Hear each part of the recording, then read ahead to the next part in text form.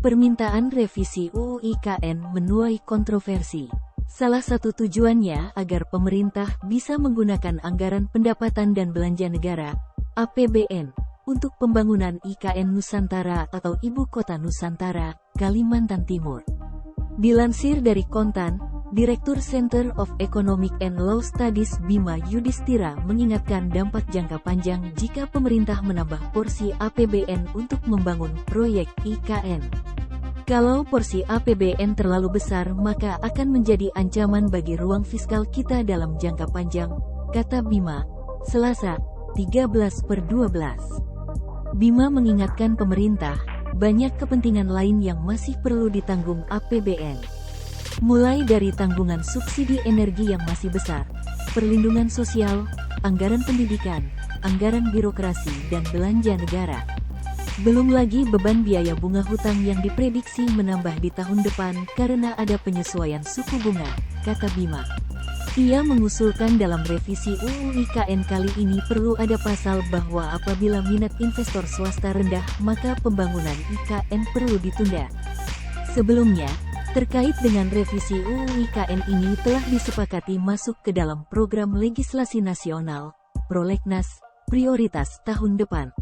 Menteri Hukum dan HAM, Menkumham, Yasona Halaoli mengatakan, revisi tersebut harus diselesaikan dengan cepat. Jadi ada beberapa revisi untuk penguatan, kesinambungan mengenai teknis pengadaan barang dan jasa, ada beberapa yang harus kita selesaikan dengan cepat. Jadi itu penting, kata Yasona, Senin, 12/12.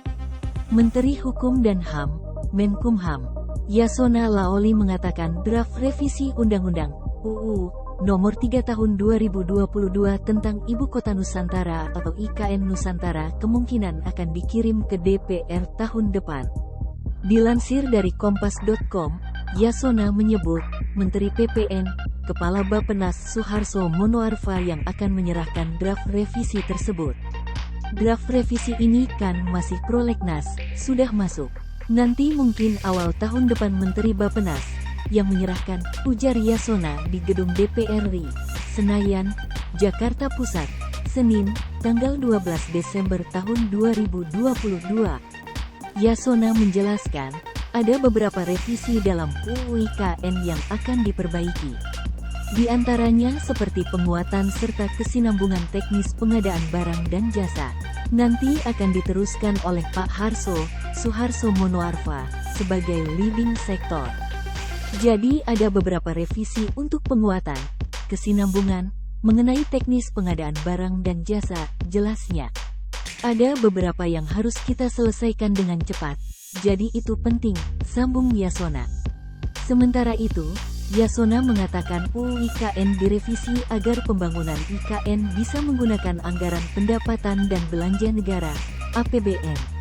Adapun Menteri Keuangan Sri Mulyani Indrawati memastikan, anggaran pembangunan Ibu Kota Nusantara untuk tahun depan tidak akan terganggu meskipun pemerintah berencana mengubah payung hukum terkait proyek IKN. Pemerintah berencana merevisi Undang-Undang Nomor 3 Tahun 2022 tentang Ibu Kota Negara, UU IKN, yang baru disahkan pada tanggal 15 Februari tahun 2022 lalu. Revisi itu merupakan permintaan langsung dari Presiden Joko Widodo, Jokowi. Ia menyebutkan, seperti pada anggaran yang telah ditetapkan untuk Kementerian PUPR, maka anggaran itu mencakup pula untuk pembangunan infrastruktur dasar di IKN.